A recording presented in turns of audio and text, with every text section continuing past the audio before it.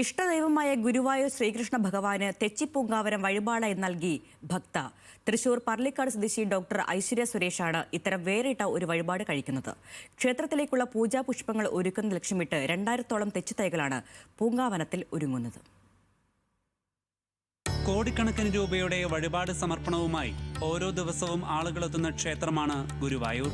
അപൂർവ രത്നങ്ങളും ആഭരണങ്ങളും മറ്റും ഗുരുവായൂരപ്പന് ഭക്തർ പതിവായി സമർപ്പിക്കുന്നതും പുതുമയല്ല.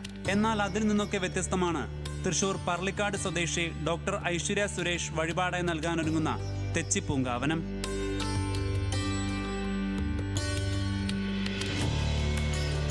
ഗുരുവായൂരപ്പന് ദിവസേനയുള്ള പൂജകൾക്ക് തെച്ചിപ്പൂ പ്രധാനമാണ്. വിവിധ സ്ഥലങ്ങളിൽ നിന്നും പൂക്കളെത്തിച്ചാണ് ക്ഷേത്രത്തിൽ എല്ലാ ദിവസവും പൂജകൾ നടത്തി വരുന്നത്. എന്നാൽ ഈ ആവശ്യം കണ്ടറിഞ്ഞാണ് ഐശ്വര്യ ഒരു തെച്ചിപ്പൂങ്കാവനം ഒരുക്കാൻ തയ്യാറായത്.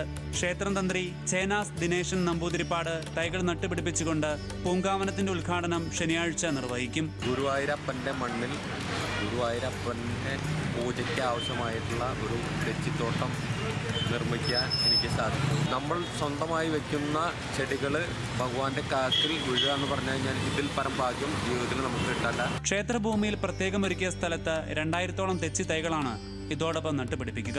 തൈകൾ നട്ടു നനച്ച് പരിപാലിക്കാൻ ആധുനിക ജലസേചന സംവിധാനങ്ങൾ ഉൾപ്പെടെ ഒരുക്കിയിട്ടുണ്ട്.